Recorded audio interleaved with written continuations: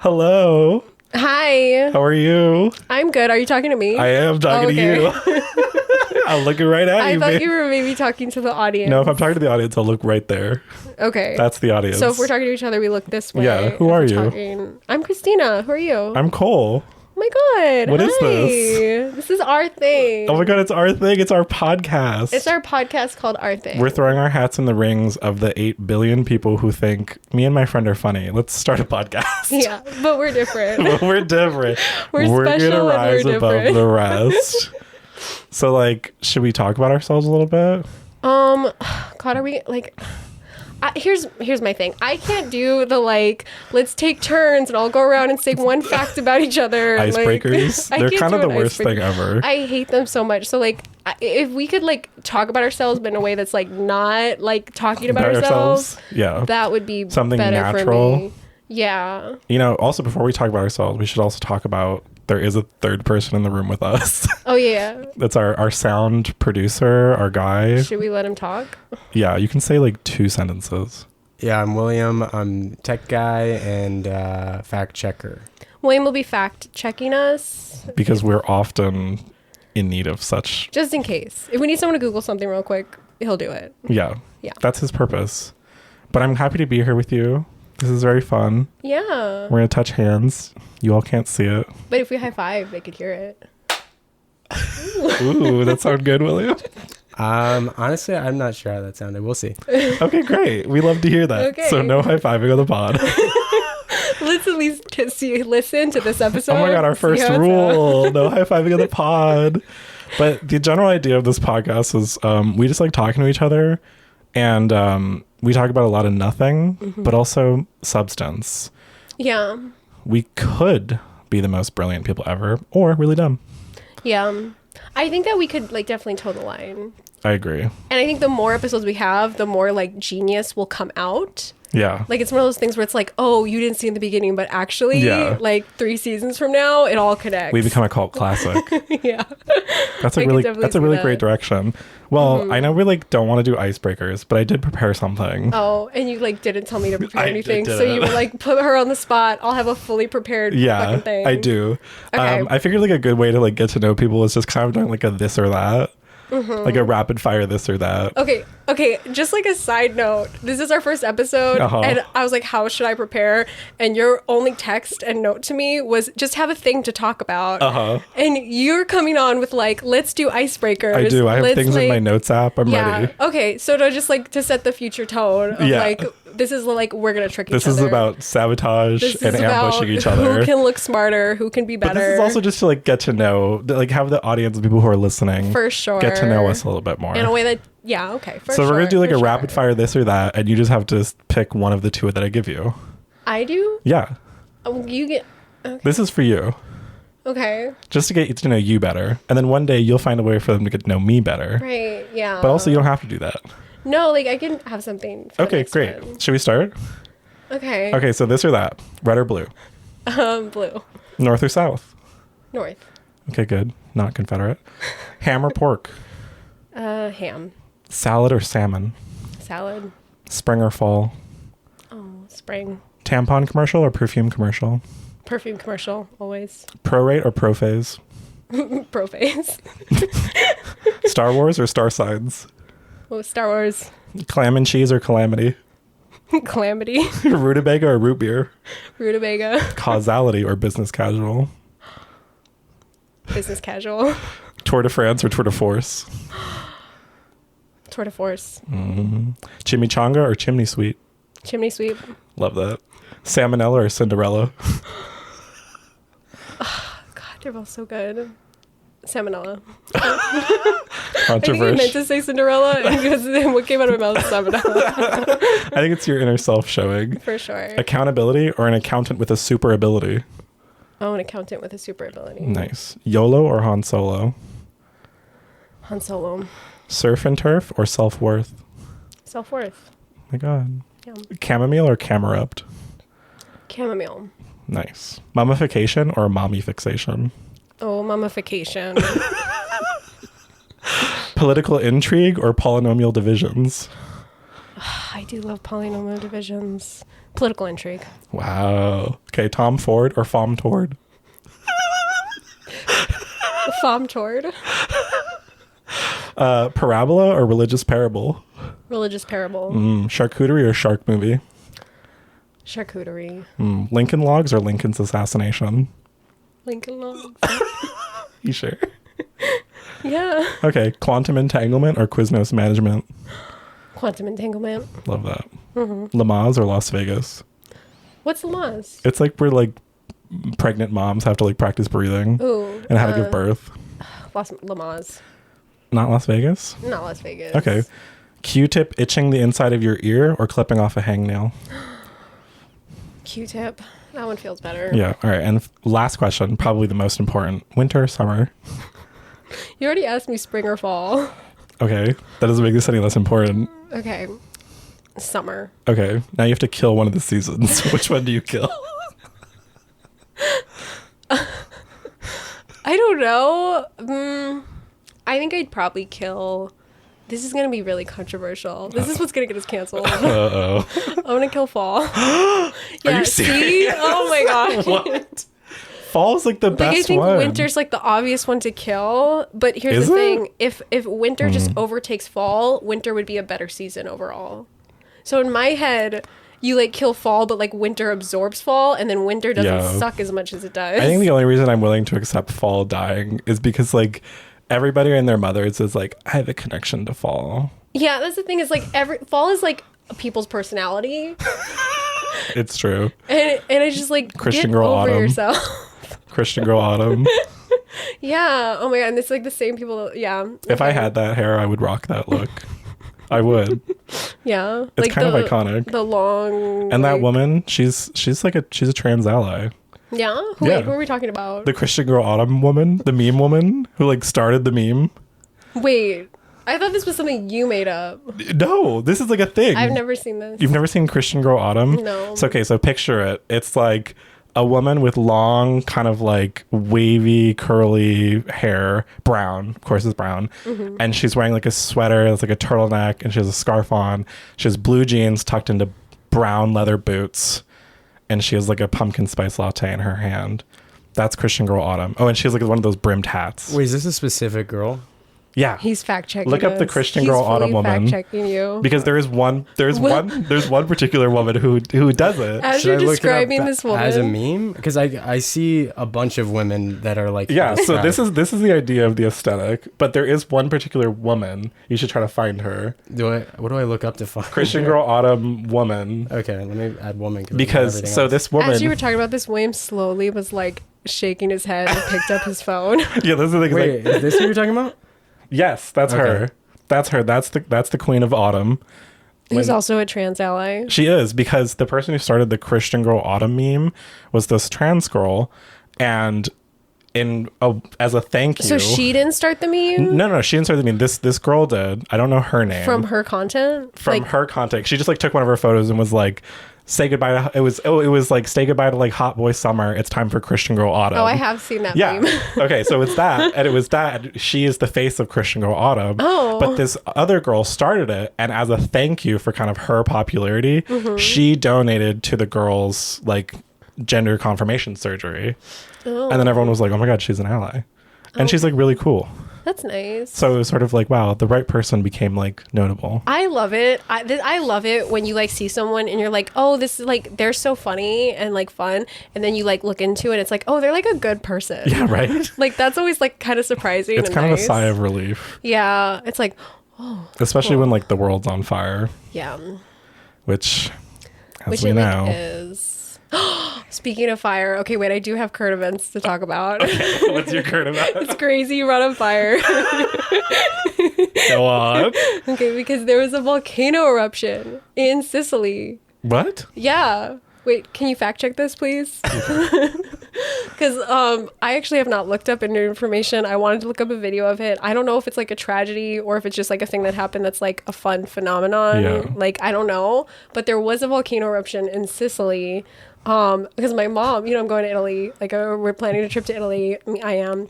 And my mom called me this morning and she was like, so there was a volcano eruption in Sicily. She's like, I don't know if it's going to affect your guys' plans. We're leaving in a month from now. We're not going anywhere near Sicily. Not at all.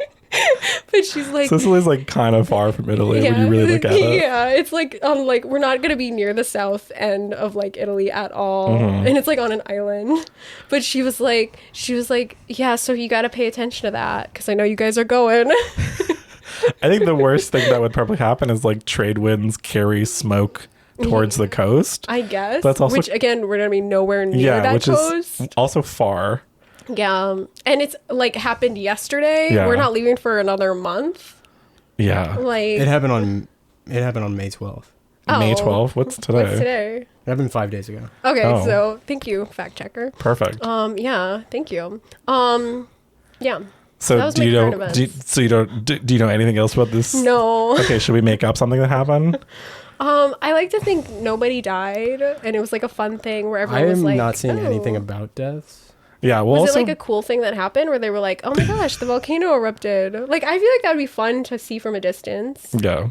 I don't know. No, volcano eruptions are cool. I mean, I'm from Hawaii, so I'm very familiar with volcanoes. I didn't live on the island that has the active one. Is that the eruption? That's the eruption. Whoa. We need to have like a channel or website where we post things that we talk about. Yeah, this is a 9-hour video of this volcano erupting. Oh, yeah. Wow. Well, too bad this is not a 9-hour podcast. Because we could all silently watch the volcano erupt. But I mean, have you ever seen lava in person?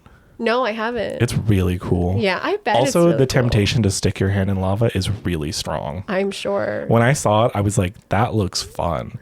But the cool thing is, so where we went, there's a trail and it's not fenced off at all because you can't fence off lava. It's fucking lava. Yeah. But we could go right up to it. Is it like dangerous? It's super dangerous. But there is a heat threshold that like human beings can stand. Yeah. So there was like a distance away, but we got like basically like 2 feet away from it. And I could like see it right there. You can like watch it move and watch as like the magma like breaks apart and like the red comes. How hot is lava? Like, It's very hot. Like what if you like throw something in, it just sets fire immediately? Yeah. So we got to watch, there was a tree on the path of the lava, like a little tiny like shitty tree, and it literally was like lava rolled near it. As it started getting near, you could see the tree was getting crispier, and then the moment the lava touched the bark, flames. Whoa. It like went straight up the tree and it caught on fire, and then we got to watch as the lava just like ate it. This is where I think I don't know if this will be cut out or not, but like this is where I think religion comes from. Like, I think back in the day, back in the day, people saw like a river of lava and it like inflames a tree, and the tree like, and they were like, that's like underneath the earth there are gods, and like Well, that's the thing with all natural phenomena is they're so crazy and unexplainable that oh my god, you're gonna have to fact check this also. Okay, well wait, there's also this thing that happened. I feel like it happened in Greenland, maybe. I don't know. This happened like, I don't know when this happened. William's shaking his head. Like there was this thing where it got like really hot, and like there were these like elk or like a type of deer or something there, and they all had this thing in their brain where it's like at a certain heat threshold they all like had a brain aneurysm and dropped dead. What? And it was like all of this species of deer or something in this area, because it had never been that hot there before, they all dropped dead, right?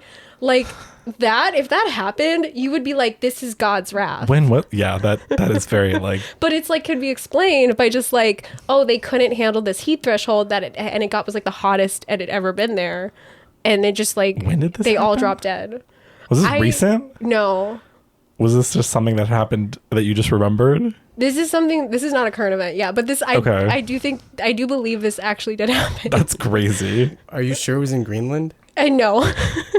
I said Greenland, but I feel like it was like, because Greenland's the cold one and Iceland's the green one. Maybe it was Iceland, but I think it was somewhere where it's typically not super hot, but it got hot. Bunch of deer got too hot. It might not have been deer. Died. Oh, like it was a species of animal that lived in this area. Potential woodland. This is very hard to fact check. Bunch of woodland creatures at some point got really hot and died. Okay, wait, we gotta. Honestly, me at Pride. That's me at Pride.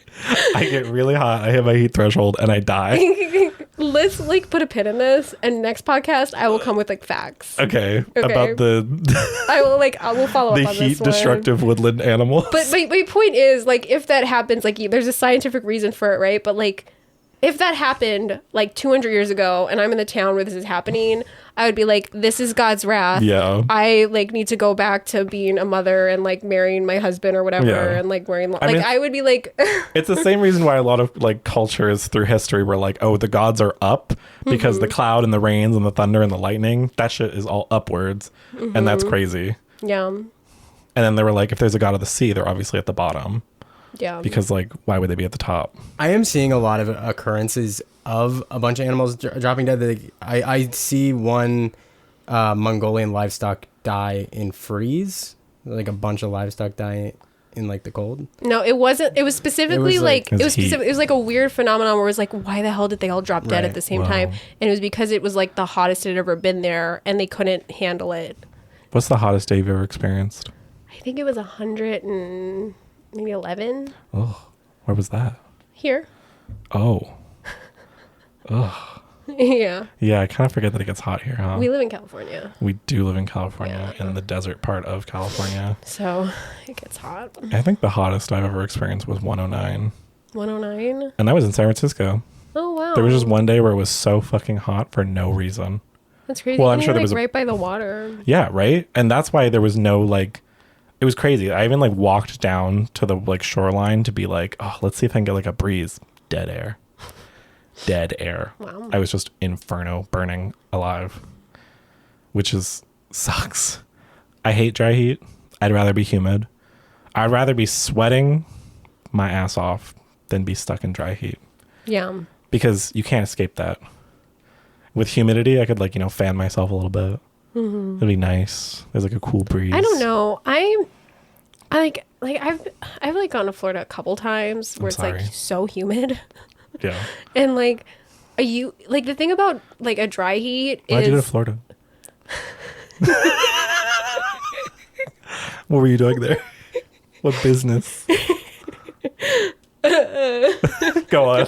Dry heat, humidity. No, I just feel like you're trying to like, okay, should I talk about Florida or should I talk about the dry heat? You're talking about the whichever one you were just about to talk about. I was in Florida visiting family. Mm-hmm.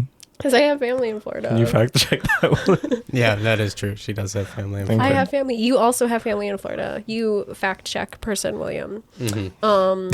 Yeah. So what's your problem? Nothing. I want you to keep talking about the You've also humidity. like been to Florida for Disney World. I mean, there's a Disney few- World is in Florida. I went there when I was 8. Do you have a problem with that? No, I've never been Okay. to Disney World, but I heard it's huge. Yeah.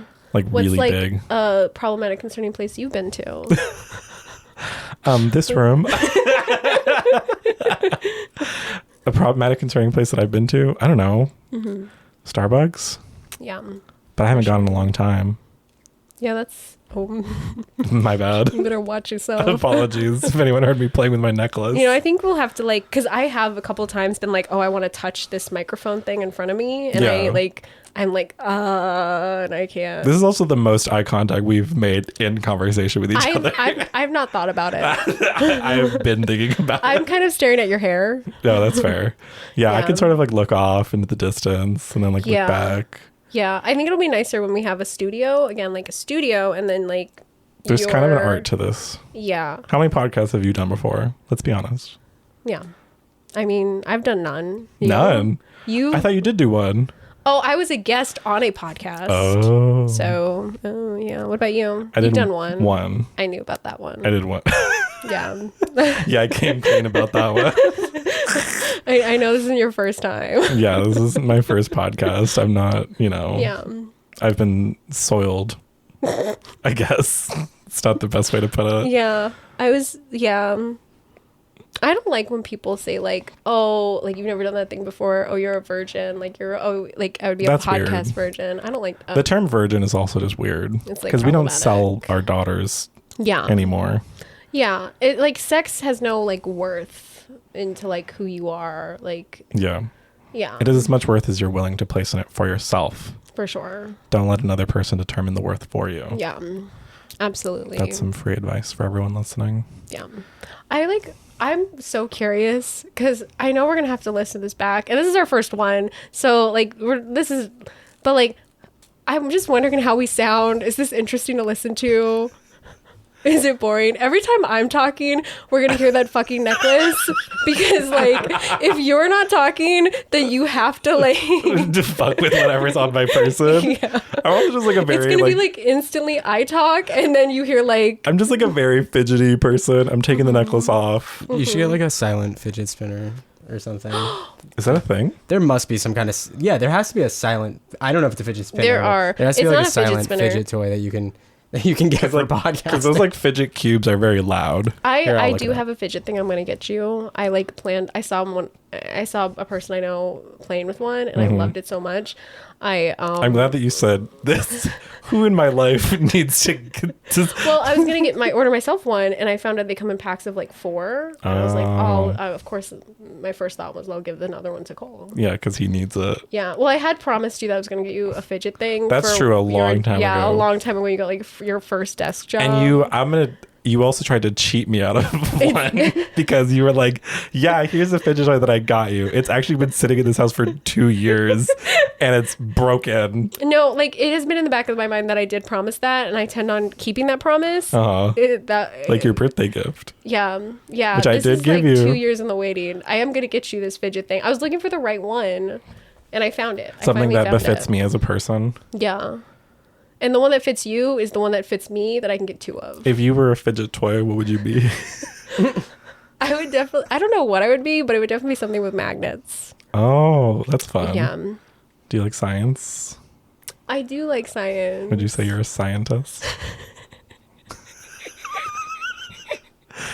Do you have a degree in science? I don't really want to talk about work here. Yeah, okay. But I would say, like, Christina works at NASA. In one way or another. Yeah, like, let's just keep it chill. We don't have to talk about that. Also, my job's very secretive. Or do you work at Bridget Mendler's space startup? Do you know about that? Do you know who that is? No, what is that? Do you know who Bridget Mendler is? No. Did you watch Lemonade Mouth? No. Did you watch Good Luck Charlie? Yes. Okay, she's the main character. Oh, okay. She's Teddy, I think her name is. Yeah, I know she is. Her, that actress, after she stopped acting, decided to go to college and get extremely educated. Oh. And she is like a master's or something, I think. And then she started like a space startup, like her own space company. Oh my God. And what do they do? It's basically like, because they're trying to make it so there's not a monopoly on space. I'm picturing like a feminist NASA. Like, sure. Like it's like in my head, it's like a Disney themed, very like. It's not also, Disney themed. It's like, but also very like.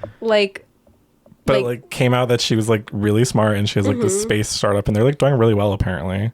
But she's basically just trying to like, she did it because she doesn't want like space to be a private sector for NASA. Well, that's nice. And other like worldwide companies. Because it's called Wood Space. Wood Space. Oh. Yeah, because everyone has a right to space, both emotional and physical. So true. Would you say that space is physical space? Right. Yes, right? Or it's Northwood space. Space implies like the lack of physical stuff. So like there's like no matter. The void between celestial objects, would you call that physical space? I mean, it's like a place things can inhabit, but there's nothing like physical. Okay, but I mean, like, does it's like a vacuum? It's a vacuum. But is a vacuum like a physical place? I know you can't touch anything there. Yeah, I mean, it's like a place that you could have coordinates for. And true. Like, so yes, yeah, I would say yes. Okay, I accept that. Okay. Bridget Mendler would probably accept that too. That's cool. She's great. I recently watched Lemonade Mouth again. Great movie. It was one of the ones I didn't see. I saw a lot of those like the Disney movies. Anything that happened to be on like when I was a kid, I would be like, oh, I'll watch that. Yeah. And they'd have like the premieres come out and they'd like advertise and I'd be like, I'm gonna sit down and watch that. Listen, when I was sitting down watching Disney Channel and I saw that little kid do the splits in the air. when he flew up in the air and did the splits as the film reel stuff was going on. For sure. And then that one kid like takes off like a rocket ship. I knew I was about to see something good. Yeah. That was the indicator. And they never disappointed. They're all so good. DComs, like the earlier DComs were so they're good. so good. But also I think the newer ones are good for the current generation. The most recent one, like, and I like fell off, so I don't even know what's coming out now, but the most recent one that I've never seen that did sound really funny to me was I think it's maybe like the beach movie. Teen Beach Movie. I was just about to say. The Teen Beach Movie 2 specifically. Someone told me the plot of it is like they get into they like realize they're in a movie. Oh. And it's like very meta and like that's cool. And like they're like, oh, we have to fall in love to get out of it, or they get trapped in a Teen Beach movie. And it sounded so funny. Wait, that sounds amazing. Because I think Teen Beach Movie was right at the end of where DComs were for my generation in particular. Me too, and I never caught that one. So I didn't ever watch the first one, but that's also where Ross Lynch also has stardom in Teen Beach Movie. Ross Lynch didn't really fall on my radar until... You didn't watch Ally and AJ? No, I didn't. It was like pretty good. I like just learned his name recently when I saw a video on Instagram of him at the what's his name's concert, being like the guy in the chair. Oh, Troye Sivan. Yeah, that was my first. I was like, who is that? Yeah, good for Ross Lynch having his renaissance. Shout out you and your potentially natural blonde hair. I've always been suspicious. That'd be like a hard thing to keep up. You know who is a natural blonde? Bridget Mendler. Yeah. Yeah, that space stuff, that's pretty wild. Like, I agree. How do you just decide that one day? I guess you just do. What would your space company be called? You can't put me on the spot like that. Okay, well. What would your space company be called? It would be like something like really enterprising. Something that really inspired people to want to go to space. Maybe like North American Space Association. You'd have American in your name. Short for NASA. I'm actually the CEO of NASA. No, I would not put American in my name. I don't know. It'd be something like Stellar something. Yeah. So we'll put a pin in that one. Yeah, so we're putting a pin in the space station, the heat death animals. We'll go back to those. That were from either Greenland or Iceland. Okay, well, it's not really my job to have the facts, all right? But you can. But you have to like come at me with like enough detail to even like look up to fact check it. For sure. Because the Greenland heat death animal crisis is a really big deal. It's just like you're laughing about it, but it's like really serious. No, like I think it was really sad at the time when it happened. Yeah, it is. But like I'm still hurt about it. Yeah, well, you didn't know about it, and so like okay, so but it is like my point of that was just like it like that would make someone believe in God. Like that's just like I can get that. Like it's like I'm uneducated and I see something crazy. Like yeah, of course there's a God. All the animals in the forest. There's just a God. Boom. He's evil, and he like we need to worship him. That's like a very like that's like oh my God, that's like in Yellow Jackets. Where all the birds start dropping from the sky. Yeah. Or they hear the like frog. Oh, this is like spoilers. Oh, the screaming. Yeah. Spoilers For Yellow Jackets. Season 2 and 3. Just in case we have any listeners ever. Yeah. If you're going to watch Yellow Jackets, like grab a snack real quick. Yeah. Skip the next like 2 minutes. Yeah. But like those frogs. Yeah. The screaming frogs. The screaming frogs where they think that's like a monster. Yeah. Like that would have me convinced. Yeah. Also if a frog. I'd be out there like the forest wants us to eat each other. Are those real frogs, you think? I don't know. What do they call them? Like banshee? William, fact check it. Banshee frogs? Okay. You want me to fact check banshee? See if there's a frog that sounds like a monster. Like say banshee frogs, Yellow Jackets, real. Yeah. Okay. That's what because I think that's what they called them. Yeah. Which is like so interesting. Yeah, because that's kind of like a crazy. Because I grew up with like koki frogs. Do you know what those are? Mm-mm. They're frogs mostly found in Hawaii, mostly on the Big Island. But they make these like noises like all the time. So I remember one time my family, we were on like a trip and we're staying at someone's house. I don't know who this person was looking back, you know. But they lived like on the top of a mountain. And there was koki frogs all around their house. And at night, it was like a symphony of them. And it was so loud. Was like bad loud or like background noise? It was like background noise, but when you focused on it, you were like, "Oh my god, it's so loud!" Like constant loud. You're like, staticky. "Oh, these frogs won't stop." Yeah. Which is another weird thing that I didn't notice until my cousin started visiting me in Hawaii, is how much ambient noise there is just in Hawaii around my home. Yeah. Like when I wake up, there's like roosters and birds and like animals making noises. But I love that. I think that's so nice. It's really pretty, but I never noticed it. And then one day when I moved to LA, I noticed how quiet everything was. The Arctic banshee frog in the show Yellow Jackets is not a real species of frog, but the concept behind it is inspired by real life scientific findings. Yeah, it goes on and on. I don't know. Maybe there's a frog like it. I don't know. Okay. Frogs make all sorts of weird noises. Yeah, because in the show, it's like they are monstrously loud. They're really loud. Like, it's like, that's But they're also crazy. like a symphony of them. Yeah, but it sounds like a shrieking monster. Yeah. So that would be kind of crazy if that existed. Frogs are also, I think frogs are one of those animals that like, you look at it and you're like, you were named correctly. Oh, well, it says the eerie screams from the teenagers here in the wilderness, which are actually the mating calls of a real species of frog, the Australian green tree frog. So I guess that's the real frog. Oh. Yeah. Shout out Australian tree green frog. Do you think any of our friends are going to listen to this? Yeah. Yeah. Yeah? Yeah. Yeah? Yeah. Do you not? I think they might be like, oh, of course I'll listen. And then like, nah. I mean, even if they just mute us and give us some, some streams, I'm down for that. I think they will listen. Yeah. Oh my gosh. Do you think they're going to have like criticisms? Probably. Oh my God. When I was doing my podcast. No, we wanted to talk about that. No, I don't have any fears. I mean, your first podcast, did it like fail? No. You're not doing it. I think we just ran out of momentum. Okay. And also like work got crazy. So in like a way it kind of failed. Yeah, in a way it did.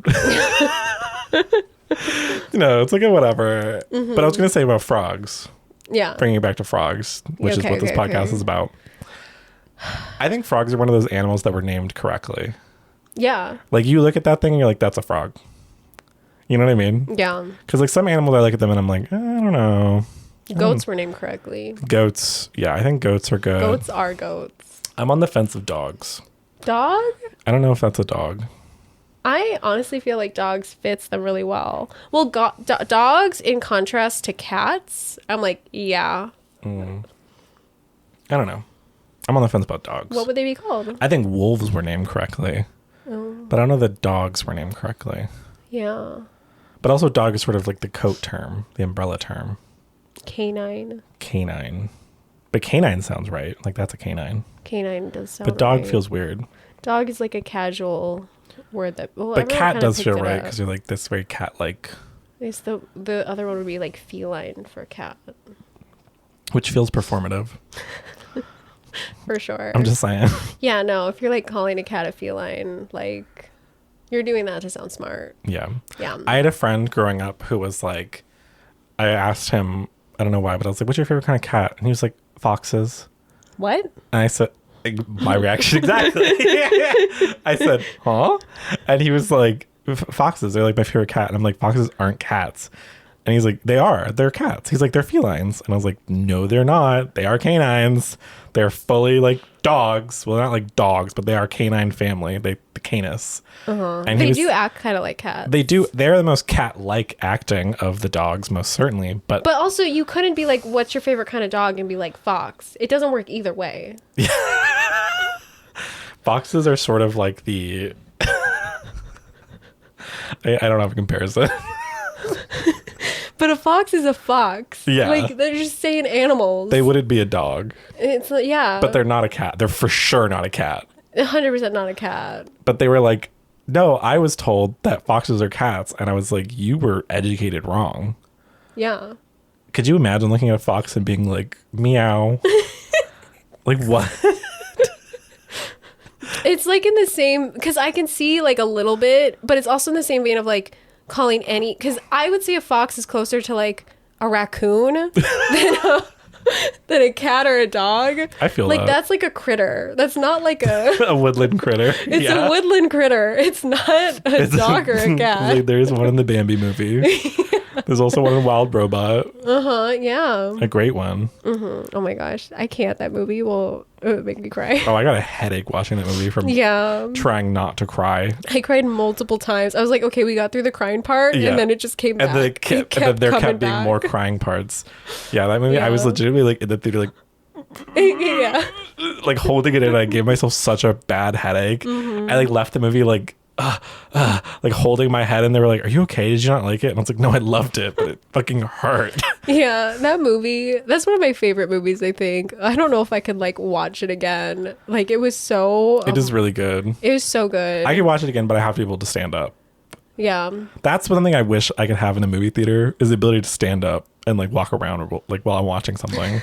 You know what I mean? They should have like a special movie theater where it's like, yeah, we're gonna watch the movie, but also everyone can kind of like have a knick-knack. Yes. Like, so when I lived in San Francisco, there was like little family theaters down the street, and I would go watch movies there, and oftentimes I'd be watching them alone. I'd be by myself in this like 20-seat theater, and I would just get up. Yeah. And I'd talk to the screen, and I'd walk around, and it was great. That sounds so fun. I was like, this is how you should watch movies, because I should be allowed to stand up and like put my hands on my hips and like walk over to like the wall and like lean on it when a scene's getting really dramatic, or I should be able to full on stand and turn around when I'm feeling secondhand embarrassment. That's how movies are meant to be watched. Well, if you think about it, you could do that at any movie theater. You're standing in your own way. I guess so. That and like, you know, like societal expectations, again, standing in your own way. Oh, okay. So I'm the one at fault. Yeah, I mean, it's your choice. You can just be that guy who stands at a movie there theater. might be consequences to those actions, but you could be that guy. Yeah, I just stand during Thunderbolts and I'm like, what the hell? What's going on here? Did you watch Thunderbolts yet? No. Can you hurry up? I didn't like the trailer. I know it's good. The trailer does not sell it. I know everyone said it's good. I will watch it because of all of the recommendations, but I haven't gone around to it yet. And it's your fault. You like had a movie day. You watched like 8 movies, and we talked about going to the movies together. And like, what? You're like, oh, but I'm actually just gonna go watch all the movies on my own. Sometimes I just need to go watch a movie by myself. Yeah, clearly, because you had to like stand up, talk to the screen, fidget thing. It's nice. I think taking yourself on like a date every now and then is like a really great idea. I agree. Just like either like take yourself to the movies, take yourself to a nice dinner or like lunch. I have days where I'm like, I don't want to talk to another soul. I don't want to interact with another soul. This day is for me. Yeah. And it's more, and I guess it's a self-care day, but like I will have like a nice meal. I'll plan like to have like treats for myself, and I'll have a bath, and I might like go out, and it's kind of like a date. But it's like it'll be like a day plan where I like do stuff where it's like, this is all stuff that's really nice for me. I think when I try to say I'm going to take a self-care day, it feels like I put too much pressure on the day. Yeah. Because I feel like, by the end of this day, if I'm not better. Yeah, you can't do that. I'm going to die.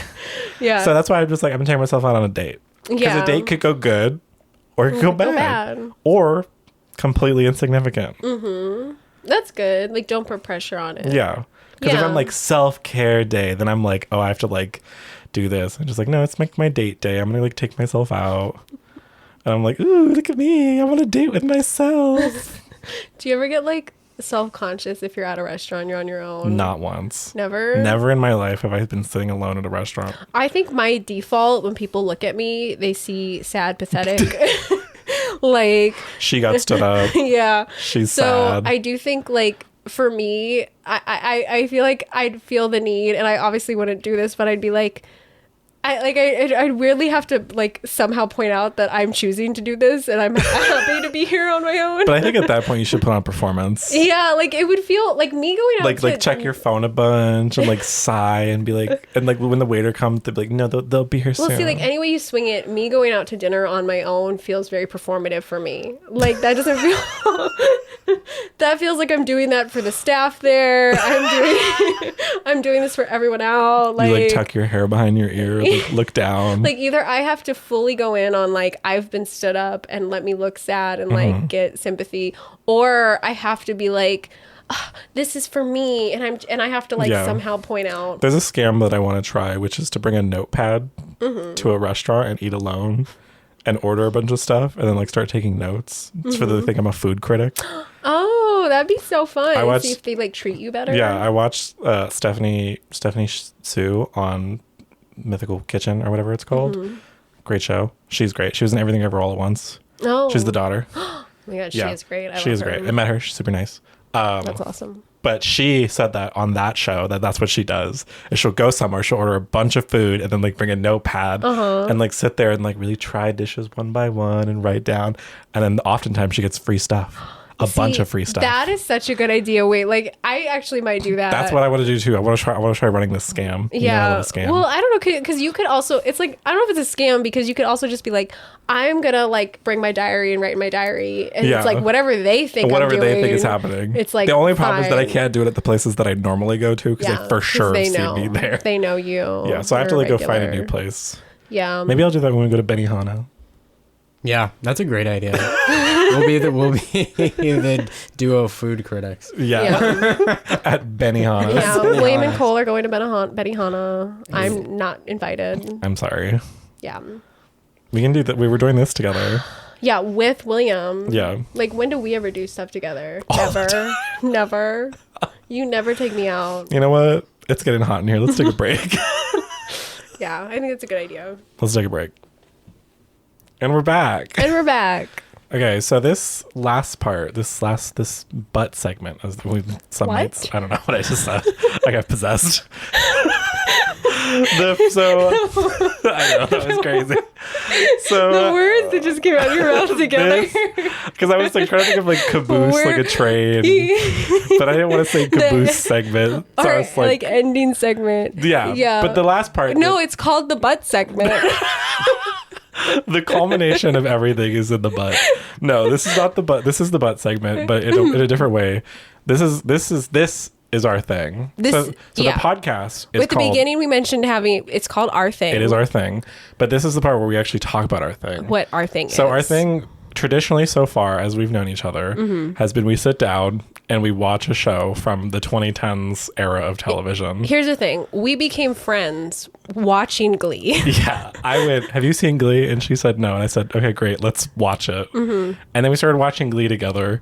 And then that was like our thing, is that every day we'd be like, oh, should we do our thing? Or like, what's our thing? Our thing is watching Glee. Yeah, because I think we both agree, we met each other. We needed a thing. Yeah. We were like, let's have a thing. And then Glee was our thing. And then Glee was our thing. We watched Glee. We watched through all of Glee, which I had seen growing up. I had not. You had never seen it. I had no idea. Glee is amazing. It is amazing. It's really good. Like, yeah, I lose its steam in the 5th season, but that's not. Then they kind of came back. It did. It did come back. Because then 6 seasons is ridiculous. Yeah. But that's not what our thing is right now. No. Because our thing right now is a little famous cult classic show. Maybe you've never heard of it. Groundbreaking television, changed the face of the world phenomenal. Forever. Based on a book series. Based loosely on a book series. It is the show that we should probably read. It is the show Pretty Little Liars. Also known as PLL for short. We'll be referencing it as such probably in the future. For so sure. Pretty Little Liars, if anyone doesn't know, is a show that was on ABC Family that eventually became Freeform. It also, I think, made the transition from ABC to Freeform. It ran from 2012 to 2017. Which is also crazy because I've seen the shows on ABC Family and what is now Freeform. There is nothing to that caliber on that network. Pretty Little Liars was a lightning in a bottle moment for that network. Absolutely. It was like a diamond in nothing has ever been that good. It's so iconic and it's so referenced without people even realizing it. Yeah. Because when you're like, oh, where does that like trope of like a teen whatever show come from? And then you realize it's Pretty Little Liars. Which also referenced stuff from Gossip Girl, which also referenced stuff from 90210. We acknowledge. But Pretty Little Liars is amazing. Yeah. We've both watched the entire series. Yeah, we had watched it separately when we were like, I think probably teenagers. Yeah. Yeah. Sorry, I'm staring at a cat trying to jump on a shelf. Frodo the cat. Did we get that? Did we hear that? Yeah, we're definitely getting Frodo. Hell yeah. He loves it. Frodo, you crazy little guy. Oh. He's jumping. He got really excited about Pretty Little Liars. Yeah. Frodo may be the biggest PLL fan out there, other than we're Mike. talking about our thing. Oh yeah. Shout out the god of Pretty Little Liars, Mike's Mike. Who we're not affiliated with, but we At also all. separately watched and then found out we all also watch it together. Yeah. So Mike is sort of like our person. Oh my god. We have a parasocial relationship with him, but we're here to talk about Pretty Little Liars. So ran from 2012, 2013 to 2017, I think. I think it was 2012. Fact check. Yeah, could you fact check the run of Pretty Little Liars? Yeah, come on. What you doing? But fun fact, I think as well, is when Lost ended, a few months later, Pretty Little Liars started. This is something I also learned from watching Mike. From like his Lost recap, because he mentions it, I think, in the first video. And we might also mention him a lot while talking about Pretty Little Liars in particular. Well, because so the thing about our thing is we're currently watching Pretty Little Liars together.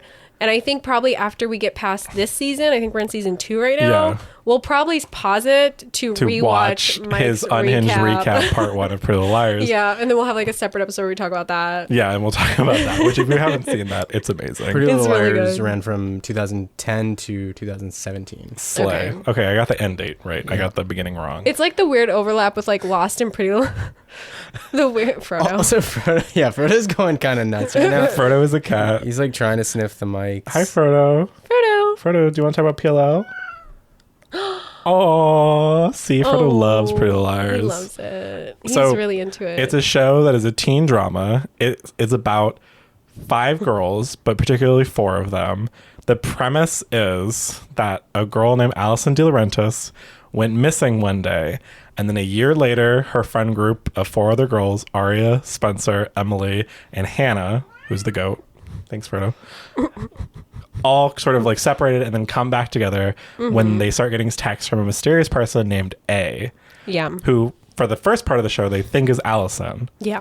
And they think that, oh my God, Allison's back. Like, but then the show does a lot to convince you that she's dead. Yeah. Even though she's in every episode in a flashback. She is in every single episode. Oh my God, this cat. Frodo's about to do something crazy. Yeah, it's really hard to talk. It's going to become really hard to talk about our thing while Frodo is doing his thing. It just looks like he's about to jump into the closet.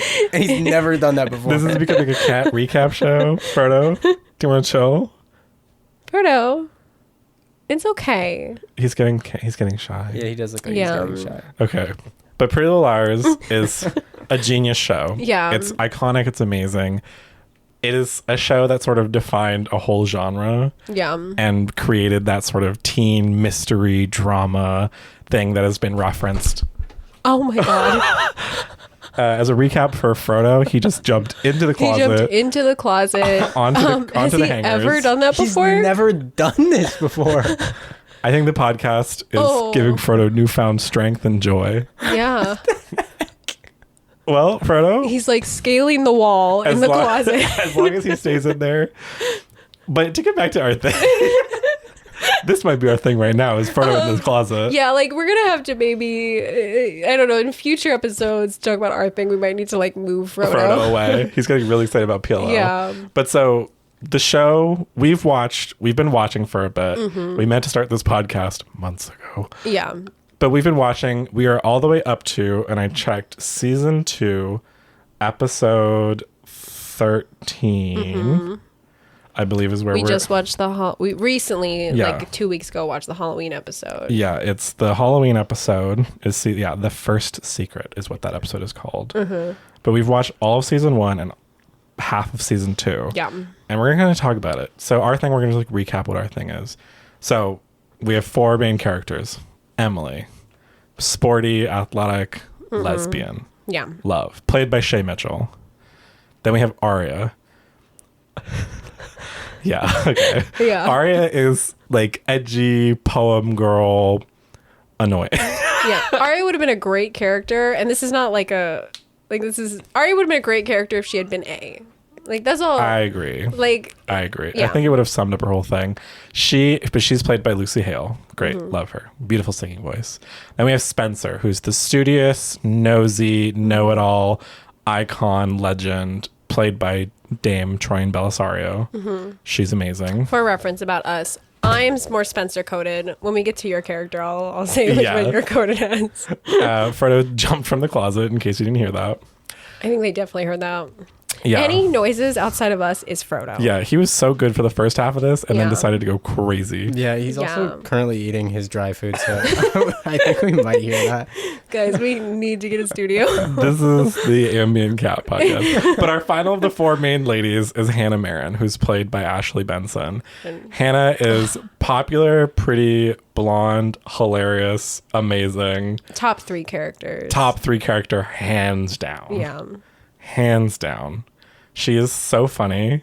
She's also the most loyal of all the girls. Yeah. And I do think as the show goes on, she becomes kind of the mainish character. Like, they really try to push Arya. But Hannah is... She's the one. She's like the main She one. becomes the driving force. Like, she's just so good. Yeah. And then Emily's life gets, like, ruined. Yeah. And then the show was like, how can we just make Emily, like, miserable and sad? But basically, the show starts with, like, these girls getting this text from this anonymous A. Mm-hmm. A was the most brilliant idea anyone's ever come up with in the 21st century.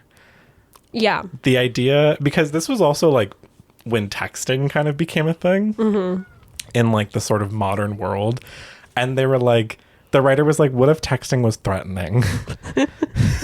What if someone anonymously was able to just send you messages all the time and was fucking with your life, but also helping you, but also being very threatening? Yeah, so in a really like cunty, bitchy way. So bitchy. Some of the A texts are some of the best things that have ever been written in TV history.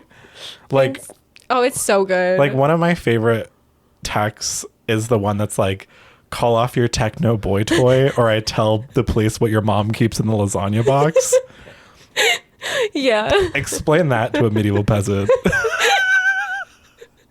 But A will always send these bitchy text messages to the girls right after they do something bad. Mm-hmm. Like, the girls will like accidentally fall into some sort of like scandal, and then A sends a text being like, dead or pretty girls or dead girls can't smile, and it's like, she's got a comment for everything. Everything has a comment. She is it feels like A is an omniscient force. Yeah, she's always on point. She knows exactly what's going on. Mm-hmm. Also, the girls should have figured out episode 4 that their phones are bugged. Yeah. Because she hears everything. No, like, they keep every window open, every door unlocked throughout every season of the show. All the curtains are open. They never get any kind of security. They never wise up. Yeah, if I lived in Rosewood, my windows would just be like cardboard, like like closed. Yeah. I don't want a single person. Also, it takes place in a fake town in Virginia called Rosewood. Mm-hmm. But A is the town over is called Raven. We don't have to get there yet. We're not there yet. Because we want to create a map. Yeah, there is a town over called Ravenswood, and it's also implied that potentially some few towns over Mystic Falls. Ooh, I didn't know that. Yeah, there's sort of like I think there was like a friendship between the two. Rosewood is in Pennsylvania. Oh, Pennsylvania. Oh. Yeah. So Mystic Falls would technically be 2 states over. Mm-hmm. Yeah, we'll talk about these locations as they come up. Yeah, but Rosewood is pretty much our main setting, and these 4 girls are our main characters. The shenanigans that they get into, so all of them have like a secret, right? All of them have their things, which maybe is why we relate to them so much. Mm-hmm. And they all kind of, they all have a thing. They do. Arya's is probably the worst thing. Yeah. In terms of, it's annoying. Yeah, which is because when I was young, I did love Arya's storyline. Yeah. Every time I've rewatched the show, I'm like, I hate this. As you get older, you start to realize how irresponsible it was to tell a story about a 15-year-old girl having a relationship with her 24-year-old English teacher named Ezra Fitz. He's a villain. He is the villain of the show. He is the villain. And as we know, in later seasons, he truly is a villain. Yeah. And yet, he's stuck around. Yeah. The show tries to paint him, even the show, like, they try to paint him as like the best person like ever. He's this knight in shining armor. He's such a great boyfriend. Creep. It's like the show can't do it. Like, even watching the show, you're like, oh, he's like, because you know what the thing is it starts to reach a point. We're going past season 2, but we'll pull back. But as of right now, he's like, they're in a relationship. It's a secret relationship. And right now, where we were leaving off, they've been discussing telling her parents, Arya's parents, that they're together, which is insane. Yeah. Oh my God. That this 24-year-old man is like, yeah, we should tell your parents about our inappropriate relationship. Yeah. Because he's like, oh, there's nothing wrong with this.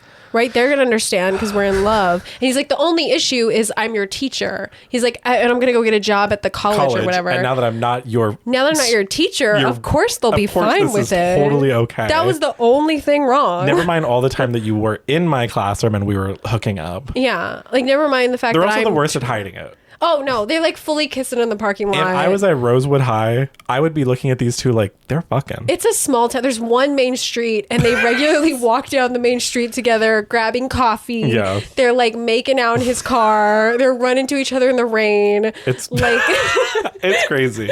But that's Aria's thing for most of the show is who is she dating? Who is her relationship basically defines her the whole show. Yeah. Which is a choice. Then we have Emily.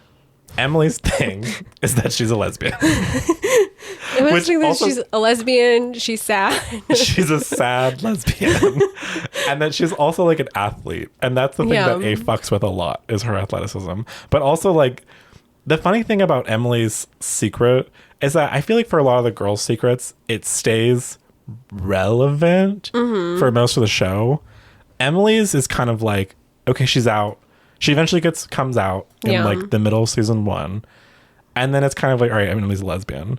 And then A kind of starts fucking with her like sports life. Yeah. Giving her growth hormone stuff to make her have I guess like an ulcer. Emily didn't have anything about her that was like really crazy bad. Yeah, So she was like, let me just like actually like fuck up her life. Yeah. Let me make it so that if a doctor were to, or like a school were to check her medical records, they would never let them, she's a swimmer, never let them swim for them ever. Yeah. So she's like, she didn't do anything, but A injects her with growth hormones. Yeah. Because the original start of it is that A is tormenting her about being a lesbian. Yeah. Particularly hinting that her and Allison had some lesbianisms going on. Yes, which they did. They did. We see it. We see the flashbacks.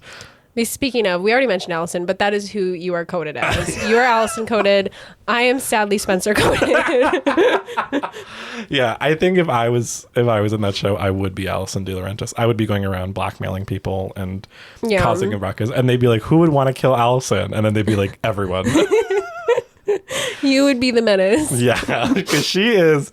So we can talk about her right now because I think it's appropriate. Allison, she's like the mystery girl in question, right? But before she went missing, it becomes very apparent she was like the queen bee, galactic menace of Rosewood. There's nobody like her. She was running around blackmailing people. She has some of the best lines in the entire show. She just sits there. And here's the other fun fact. Sasha Pietris, who plays Allison De Laurentiis, was 14 when that show started filming. Yeah. I think the closest person in age to her was Shay Mitchell at 20. Yeah, everyone else was an adult. She's acting just alongside them. And she is acting circles around them. Every scene she's in, she's eating the girls up. She is devouring them. She's like, Hannah, back rolls. Like, oh, Emily, lesbian. Like, there's not one scene that Allison isn't in that she is not annihilating someone on the screen and doing it flawlessly. She has, in season 1 and a lot of season 2, the iconic yellow top. Because that's the top she was wearing the night she went missing. The way she went missing. So she's in this one outfit for basically the entire show for a long time because we only see her in flashbacks. Yeah. Every now and then they're somewhere different. Sometimes she's like in her like bikini because they're at the lake, or like sometimes in the Halloween episode recently we saw her in her Lady Gaga. Yeah. Which also they were like Lady G, and I'm like, who called Lady Gaga Lady G? Because this couldn't be a rights thing. What was Lady Gaga doing when she must have been like in the zeitgeist of like because there's a lot of references to Lady Gaga within the show, which I also think is really funny because I think it came out in 2010, but the show is set in 2009 or 2008. So that was right as like Fame and Fame Monster was happening, because like the outfit that she wears I think is supposed to be a Fame Monster outfit. Yeah, I think it is too. The one that Jenna is wearing is Bad Romance, I believe. Or no, it's a Poker Face outfit. Except it's red for some reason. I like can't picture it. I can just picture the hair. Yeah. The Allison wig. But Allison is the the it girl of the show, but she's also a fucking menace. Like, when you look at her, you're like, yeah, there's probably a reason why a lot of people wanted to kill you. She's blackmailing everyone.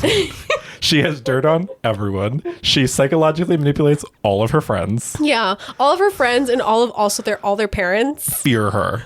Like, oh my god. Allison is that girl that will talk back to your parents for you. Like, it's kind of insane. Like, one of the things we mentioned about Arya is that her dad has this affair, which is why they moved to Iceland for that year that Allison's missing. Yeah. And Allison knows about the affair because she was there when she found it. And in the span of 10 hours, blackmails Arya about the affair to go to a Halloween party. That's the kind of girl Allison De Laurentiis is. I think what we should do for future, like, because we're going to be talking about our thing, and which is a shame is we started in season 2, and now we're like doing this. But I think, like, you know, coming back, we're going to have to recap the episodes that we watch from now until like our next. Yeah, because right now we're trying to give a general overview. Yeah, of what's going on. But our next girl is Spencer Hastings. She's the erudite, smart girl. She's like the type A. And her thing... stuck up family. Her thing is sort of a few things. Yeah. She's also like an addict. Yeah, she's an addict of like speed and Adderall. Yeah. Her family is... mostly her dad and her sister are like wrapped up in everything. Oh, terrible. Her dad is a terrible person. Her sister is a blackmail magnate who's also a huge as of right now asshole. Like, they do give her some justification later on as of right now, her sister's like a chaotic, evil, like, what the fuck is your deal? Her sister's like one of those people that you're like, oh, good morning, and she's like, oh, you look fat. Yeah. Like, that's Melissa's vibe.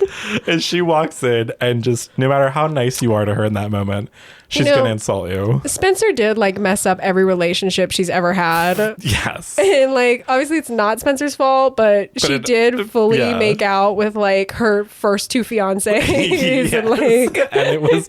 And those are her other things. Like, if that was my sister, I'd probably be a bitch to her too. Yeah. In addition to what we know about Melissa secretly, but we won't talk about until we get there. No, she's like kind of a good sister. Later on, the show makes her a better sister. For the most part, she's a menace. Yeah. She just shows up. Right now, she's a menace. She just badmouths Spencer. She's a dramatic menace who's pregnant? No, she's already found out she's not pregnant. But is it like a thing where it's like she was... I can't remember. Did she have an abortion? She had a or did she hysterical claim... pregnancy. Okay. Or no, she was pregnant. They lost the baby. And she like pretended she pretended to still be pregnant to protect But now Ian. it's like come out that she's not pregnant. That she's not pregnant. And that Ian is dead. Ian is dead. And currently, she's mourning. I believe we are at the point in the show when they still are saying that Ian killed Allison. Yeah. But the girls know he didn't. Yeah. But they in the beginning, they were like, they went really hard into like, he killed Allison, And so when he died, they were like, okay, Allison's killer is dead. Yeah. And nobody in the town believes them. Everyone in the town hates them, even though they've given the town no reason to hate them. That's the craziest thing is like the town of Rosewood is willing to turn against these girls for nothing. On a dime. For nothing. I think if they saw like Emily drop a piece of trash on the road, they would probably kill her.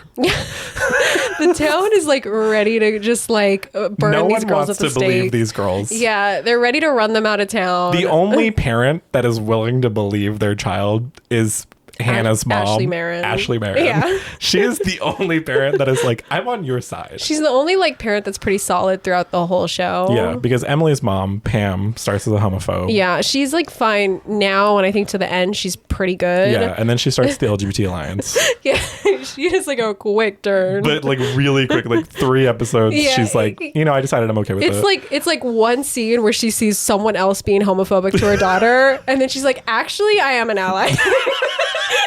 That's all it takes, really. Yeah. Is one act of like, you fucking bitch. Don't mess with my daughter. Yeah, she like turns it like Mama Bear takes over more than the homophobia. Yeah. Which, take notes, people.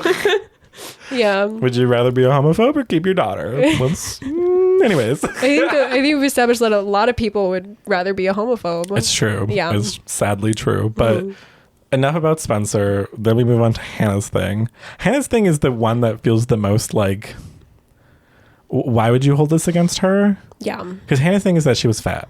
Yeah. And but it's also in the vein of like, Pretty Little Liars, and they're all like popular girls. Yeah, and they all have to be like really beautiful and blah blah. Yeah, and, like, and the outfits they wear are like crazy. Yes. It's like Disney Channel, but like if Disney Channel had done like a little bit of a better job, and they took 2 pieces off of the clothes. It's like a little less in your face, but Yeah. it is kind of that like the girls are dressed. Yeah. The other thing I appreciate about Pretty Little Liars costuming is that they will repeat pieces of clothing. I do like that, which is a lot more realistic than most shows where everyone Yeah. has a new outfit every day. I agree. Because that's crazy. I absolutely agree. I wear like the same 2 sweaters. Yeah. Yeah. I wear these jeans almost every day. I know. Yeah. If you wear a different Okay. pair of pants, I always comment on it. Okay. I see. Got it. Yeah, I have 2 versions of these same jeans. I can believe that. So that's the only way that me and Allison are different, is that she would never. Yeah. She She does wear a different outfit every day. Yeah. We but just in think the she wears that flashbacks, yellow top. She only wears the yellow top. Just because that's one night. Yeah. That Also, fla- the other day I realized that she's wearing brown heels in that outfit. Yeah? Yeah. I don't The know why I yellow thought top takes so much It is. like, It's attention. really, that is what you focus on. It has the frills on the front. But Hannah's thing is that she was fat, and they kind of hold it against her. But then what Hannah's thing becomes is everyone around her starts making bad decisions, and A holds them against her. So like her mom taking the money out of the safety deposit box. Yeah. Caleb doing his like business thing.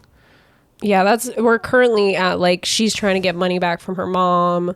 She's gotten a lot of it back. I think there's still a lot. No, I think that's resolved.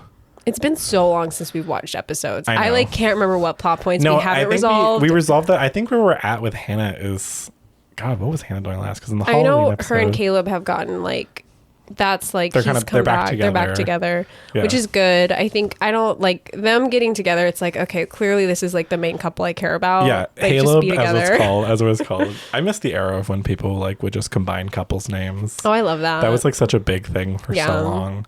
And it was so cute. But Hannah and Caleb, who is another character on the show, that is an original character for the show because he's not in the books. Oh my god, one of the best characters. He is one of the best characters He's- in the entire show. He's probably my 4th place in the top 4. He's also the best guy character in the show, hands down. Yeah, absolutely. There is not really any There's guys really that not compare any to other him. guys that compare to him at all. Like, I think about the men in that show, and none of them are good. No, Caleb is like the thing is Caleb's one of the girls.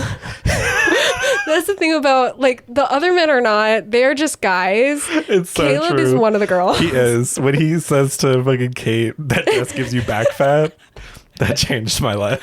Also, I was when we watched that episode, I knew that line was coming. Yeah. I noticed that Hannah had said that Yeah. earlier, and he It's a was callback, listening, and he yeah. remembered, and it's a callback Because he's thoughtful. because and he cool. listens and he's thoughtful and he's cool like that. And we're still in the seasons, so all the girls kind of have a boy or a girl that they're going after. And currently, Spencer is with, oh my God, Toby. Yeah, she's with Toby. Who I think at this point, Toby hasn't turned into the annoying Toby yet, but he's Yeah. starting to. Yeah. Because sometime after season 1, they were like, all of Toby's like edgy, quiet bad boyness, let's chop that. Let's make him take his shirt off every scene. And now he's like this weird construction bro. He goes dude. from like angsty, awkward, hot kid Yeah. to like this like kind of annoying. I'm gonna be the hero. weird type. broy, like Yeah. savior complex. Yeah, yeah. And it doesn't get better until season 7.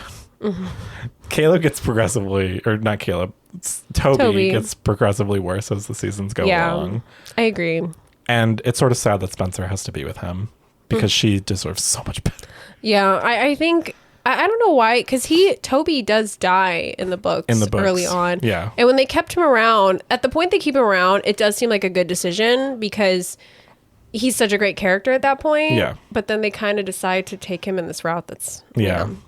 I also think like the way that the show went is that it probably like if Emily wasn't a lesbian, he probably should have been with her. Yeah. Because they have great chemistry. They do. and I think Shay Mitchell and they have way better chemistry than Spencer and Toby. that couple has no chemistry, which is like I agree. where like Hannah and Caleb have amazing chemistry. Oh my God. There's the iconic shower scene.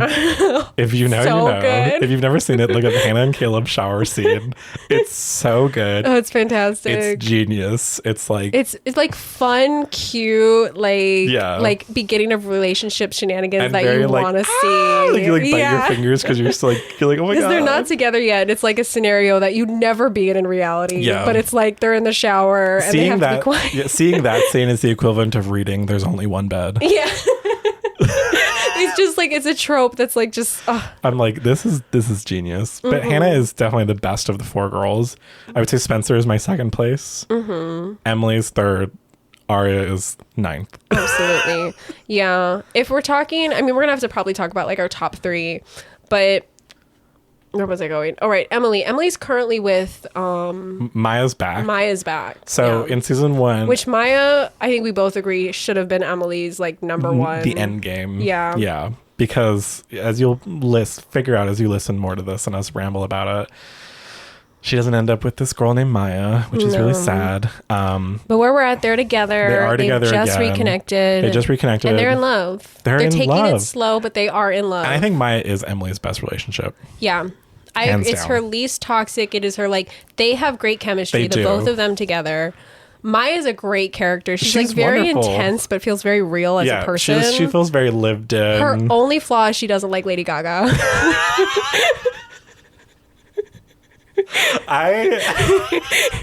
Christina and I were sitting down watching the episode that she says that in. I had forgotten that she ever says this.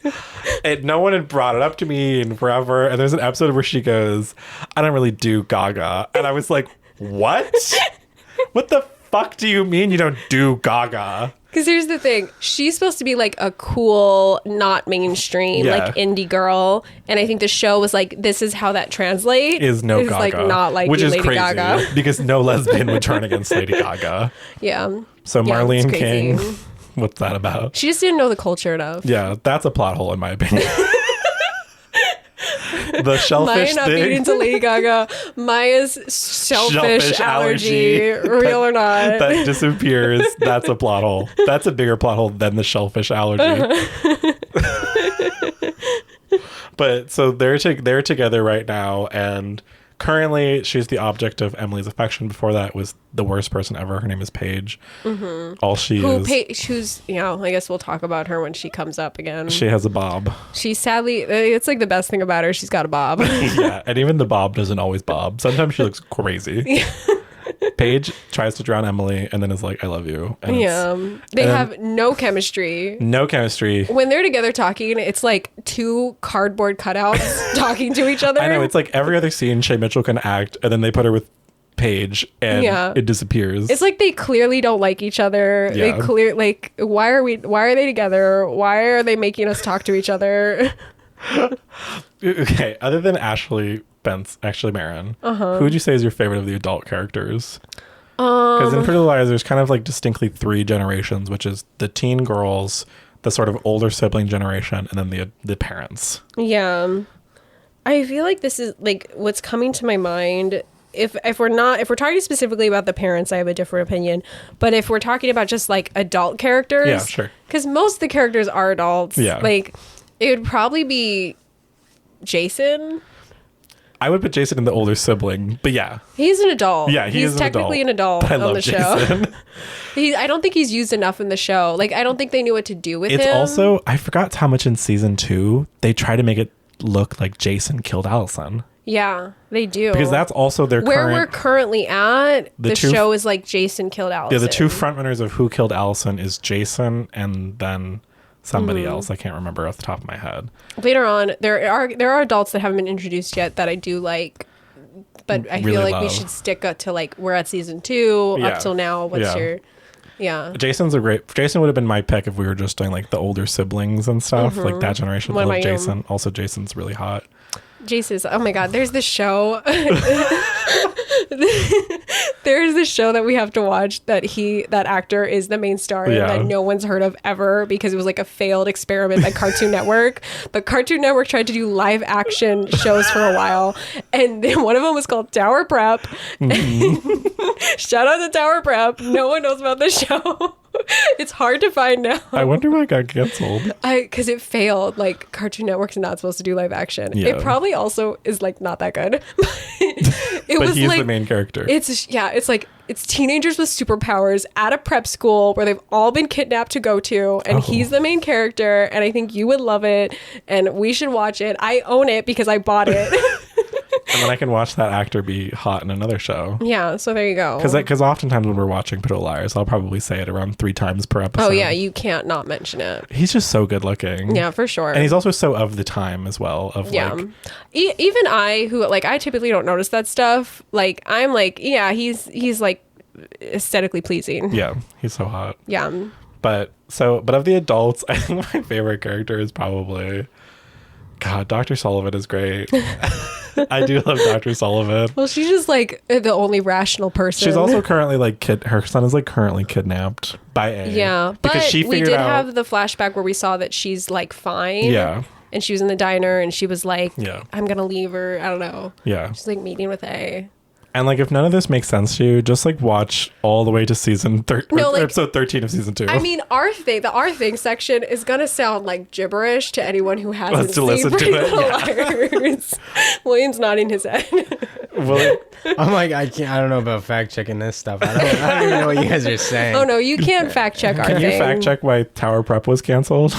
I can fact Look check up that. Tower Prep. Why was Tower Prep Canceled? I've never seen the final episode of Tower Prep. I bought it. I rewatch it a couple times. Because then it'll be over. Yeah, that's the thing sad. is then it'll be over. And I know it doesn't end with like an ending.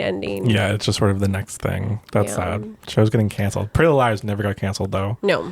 It is one of those shows that made it all the way through. Yeah, they did make it all the way through, for better or worse. I don't think the writers intended on making it all the way through. No, because they're like, we'll surely get canceled before we have to explain all this shit, right? Because the other thing too that we acknowledge but didn't really talk about is that Pretty Little Liars is based off of a book series.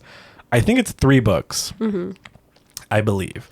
And the books are very different, especially after season 2 from what I've been told. Because the first book, I think, is season 1 and 2. All the way up to the first A reveal, which we'll talk about when we watch the episode. So this is interesting. So they say no official reason was given for why Tower Prep was canceled. I think Cartoon Network was just like, it's not our thing. I guess the creator, Paul Dini, I think that's how you pronounce it, suggested that it was because the network had a preference for a primary male audience because they sold more merchandise to males. I guess girls didn't buy as much merchandise. Difficulty monetizing female characters. Lack of merchandise sale. Well, Tower Prep, the main character is male. But that's... It says Tower Prep... Oh, and they were like, with that its sells strong to... female characters and plot elements may have been Oh, perceived... so that's strong fucking Dude. female characters? And they were like, yeah, we can't work with that. This is also like... Cartoon Network was like, no. This is... Sorry, this is like also your like... females are too strong. This is also like what AI overview gives you. Oh. Like, you're also like... Oh my God. It's like, maybe trust this that. is like true, Yeah, but we like... can't trust like the Google AI. Like Yeah, we've that's established. like... But it lies. It gets things wrong. Yeah, it's probably But I wrong. do believe that it probably That's was. crazy. But I wouldn't be surprised if I like, think you can't maybe. say, Like, oh, show the strong came out- female characters but got the show canceled. That's literally what are you it's talking I think about? it's because like if you have the show that They're like, men watch it. We need the girls to have big boobs and like not have a pin opinion. Because it's supposed to be like a teeny kind of show, right? And if you have like the cute male lead who has all the power and all the girls around him, that like quote unquote caters to like a younger female audience. I guess. But it's also stupid because yeah, if the show's good, keep it. Was the show good? Is it good? it's good. I Okay. want you to watch it because it's good. I feel like I you'll bought like it. it. Have you watched it, Willie? I'm like, yeah. It I've made seen a big some of it. impression on me as a child. sure. Okay. Wow. Okay. Wow. I didn't know you would watch it, William. That's okay. I'll Yeah, watch I mean it. it's like pretty. Oh, that's up my alley. that's what gets you. Yeah, because of the male audience. But speaking of male audiences, well, this show was, I mean, Pretty Little Liars was predominantly a female audience. Females Yeah. and gays. Yeah. But Which, if you you know get- what? That's just because men put themselves in a box. Agreed. Like that's like a weird toxic mess because that show is for anyone who will watch Anyone it. who wants to watch it. And I will admit, like as a kid, seeing the promos for that show is like that show looks dumb. It looks like this show with all these like really pretty girls, and I'm not gonna be relate. I'm not gonna be able to relate to it. But the show is like intrigue. It's so and, good. and like scary and intense. It's actually a really good mystery show. like it's a mystery show. It's Like, so fun. That's what I think a lot of people don't know about the show is that It's they like like funny and is that campy. They think it's going to be Gossip Girl, where it's like a bunch of like superficial drama about people being bitchy. It's not that at all. But then you watch it and you're like, oh no, these girls are being like threatened and blackmailed, and they're like investigating murders. Yeah, they're like looking for bodies. Yeah. Also, it's one of the only like teen drama shows where they actually participate in school. Like they actively show the girls in school, and they're like they're dealing with failing grades. Yeah, they're like, I have to take a test tomorrow. I can't go look for a dead body. Yeah. Like, which I think is so fierce. Because I think if more teen shows like embraced that. They do explain a lot of the time that like Spencer's the one that gets them through tests and stuff. Yeah, because they're like, Spencer helps them do their homework. Or they're like, they'll get together and be studying, and then A will like have some shenanigans. Yeah, A will text them and be like, hey, study bitches. And then Spencer's like, I have an essay due. There's like a whole plot with her like plagiarizing an essay in the first season. Sister, yeah. Which is hilarious. But I love the fact that they actually do pay attention to it. But Pretty Little Liars, if you've never seen it, go watch it. If you have seen it, rewatch it. It's such a good show. I definitely think we're going to have to lean into like catering to Pretty Little Liars fans. Like, honestly, that's who our audience is probably going to be if we ever have an audience. And I think that's okay, because if people want to talk about Pretty Little Liars, I'm there. Yeah. But we're currently, season 2, episode 13 is where we're at. If you're interested in knowing, if you don't want to know anything and you just want to go off of what we're saying, tune in for whenever we start talking about them more. Yeah.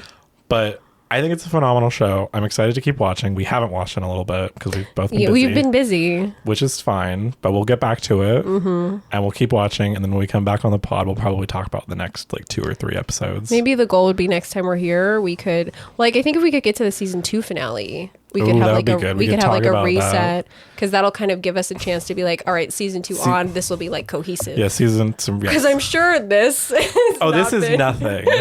Because basically at this point, this is just interesting, the concept of us talking about Pretty Little Liars. 4 girls. Ian comes back. Ian's Melissa's ex. Ian maybe killed Allison. He didn't. He tries to kill Spencer. She lives because A potentially pushes them off. Also, we got to talk more about A. I want to talk a little bit about A. For sure. Because A is so iconically... We have not talked about a very important character We yet. haven't, but that's okay. That's okay. Because we can't do it immediately after saying what we're saying right now. Right, yeah, no, for sure. But A is... So the physicality of A is black hoodie, black pants, black shoes, black gloves. No face. We don't know what they look like. We don't know who they are. We don't know if it's a boy, if it's a girl. No. Anything like that. But we do see them interacting with people around the town, buying stuff, equipment, and it's always from their like perspective, POV. so you can't see them. Yeah, and then you just kind of see their like black gloves come out, and someone will interact with them and be like, "Oh, it's you, beautiful." Yeah, or like, "Hey, pretty eyes," or blah blah blah. But that is like, that's A. A is that figure, and A is the text messages. A is the funniest person to ever exist, and also the most clever person to ever exist. Because some of the stuff where A plants a lot of messages for the girls in the most random spots to threaten them. Well, they like at some point turn off all their phones. They're like, A can't get to us if we block them. Blocked them. And then like 2 seconds later, a letter blows in the wind to them. Yeah, and has an A message on it. Yeah. And then A will like send them flowers. Yeah. Or be like, "Oh, you're trying to ignore me? Great. I'm going to tell your mom that your dad had an affair." Yeah. And it's like, oh, so it's like, and the other thing too is like, since A knows all their secrets, they can't go to the police. But also the Rosewood police suck. Yeah. Classically, they suck. The police would never believe them. The police can't do anything. But there's a lot of other like fun supporting characters that we didn't talk about. There's like Noel Kahn, who's like kind of this like douchebag dude bro. There's Lucas, who's like Hannah's like nerd friend, who like is also kind of a little angsty. He's kind of a lovable character now, who progressively just gets worse throughout the show. There's Mona, who's iconic. She's like she was like a loser. Mona's in my top 3. She's maybe my number 1. Mona's probably my favorite character. But she was like a loser nerdy girl, and then when Allison went missing, she suddenly became like super popular and also made Hannah really popular. And she's just funny, but she's like Hannah's best friend supposedly in the show. But she says the rudest shit ever constantly. She's so funny. She's so fantastic, and she's consistent throughout the show. Yeah. She is one of the most consistent characters throughout the show. Of all the supporting cast, she will at least be every 2 episodes. Yeah. Where like, Lucas disappears for like a lot of episodes and then comes back. Same with Noel. Yeah. Mona's kind of always around, if only to offer a bit of gossip.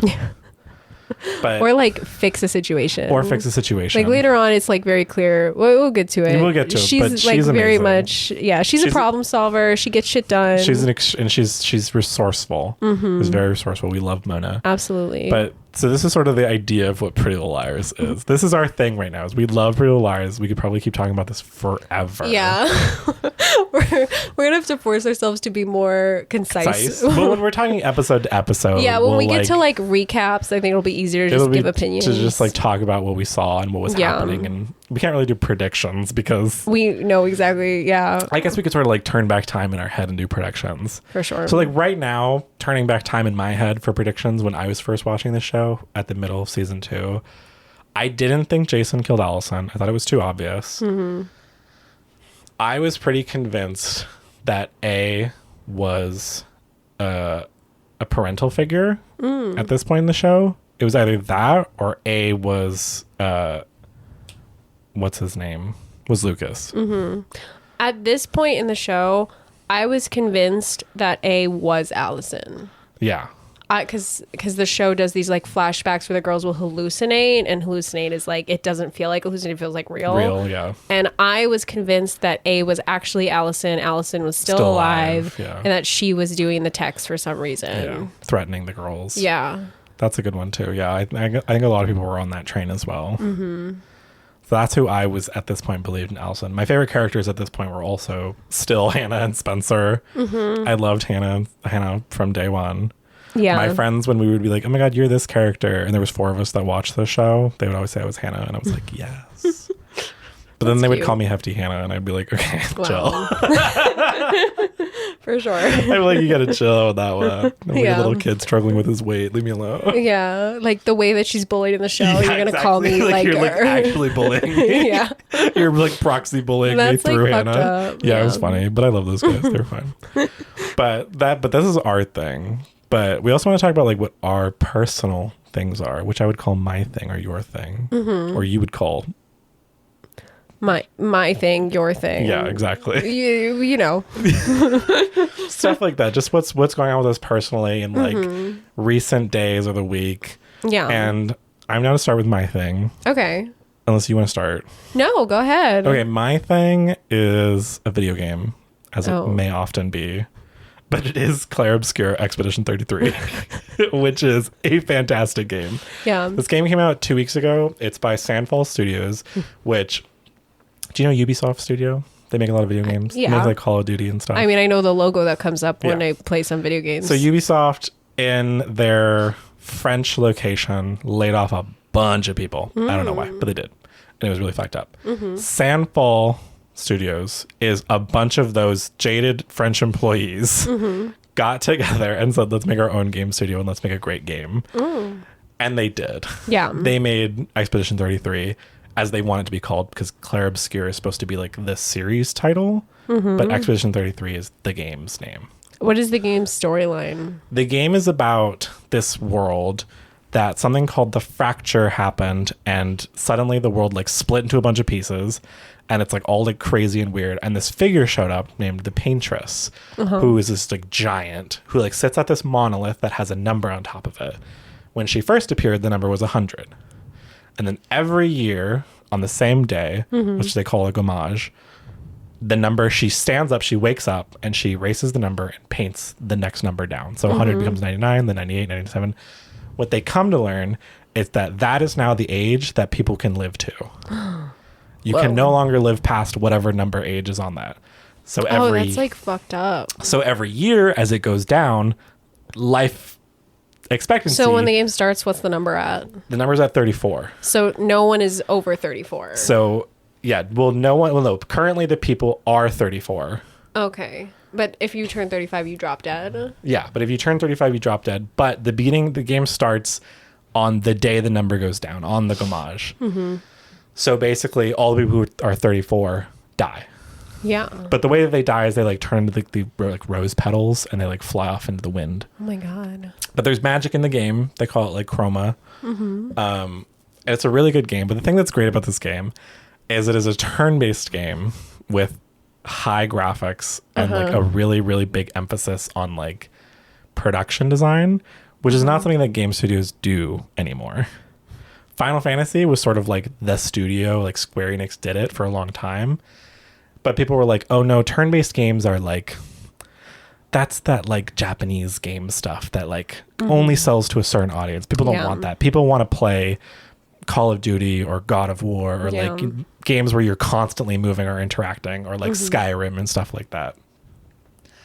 But then this game came out this year and is basically demolished every other game that's come out this year.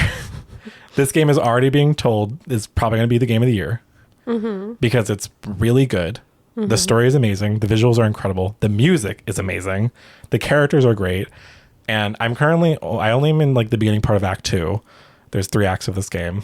And I cried at a cutscene that happened. So like all these people that were like laid off from Ubisoft. So they like, was this kind of like a fuck you to the company? They're I think like, so. We're just gonna go make our own game. Because the other thing that this game did really well that also happened with Baldur's Gate is it was a game studio releasing a full game and being reasonable about that. Because a lot of times, a lot of studios nowadays love DLC. They love incomplete games. They love games that are hollow ass pieces of shit. Yeah. And they want people to pay more money. They want to do the live service. They want battle passes. They want microtransactions. Which always brings down the quality of the game by a lot. But this is like a fully realized game with like a really fun turn-based system that also has like fun quick time actions to make it still more interactive, which I think was a really smart thing on their part. The combat is fun. The gameplay is fun. Everything looks great. The story is amazing. The acting is incredible. The main character, Gustav, is played by Charlie Cox, who is Daredevil, which I was like, but he looks like Edward Cullen. His character, Gustav, looks like Robert Pattinson. Oh my god, you like have to show me a picture. Like literally when I started playing the game and his face showed up, I was like, Robert Pattinson? But then he started talking and I was like, wait, that's Charlie Cox. What? Also, the woman who plays Shadowheart voices one of the main characters, Mael. Hey, so it's funny listening to her talk because I'm like, oh my god, Shadowheart. Shadowheart, yeah. Yeah, but I think it's such a good game and it's so well made, and that's my thing. I'm obsessed with it. I want to play it. Yeah. I want to go to Olive Garden tonight and then go home and play. Yeah. No, I was like, do you want to go to dinner? And Cole was like, well, I gotta go like play this game. I need to have at least 2 hours tonight to play this game. I haven't been able to play it all week and I'm like dying to play it. Absolutely. It's so fun. But that's my thing right now is I could go on and on about this game. But okay. And I kind of could ask you questions, but I do think we need to wrap up. Yeah. So what's yours? Okay. Well, my thing. Okay, God. There's so many. Okay. I guess my thing currently is I'm a foster mom to a cat that I've taken in off the street. And okay, I want to describe this in terms of like, okay, you've seen like Game of Thrones. Yeah. You know? I'm scared. Where I'm going. Yeah. Okay. Well, I'm going to wrap. I'll try to be, this is not going to be a long story short. Long story long. Okay. Game of Thrones. You know how like, Lady Stark, so her mom, the mom, I can't remember her name. Catelyn Stark. So you know how she has that whole monologue where she's talking about her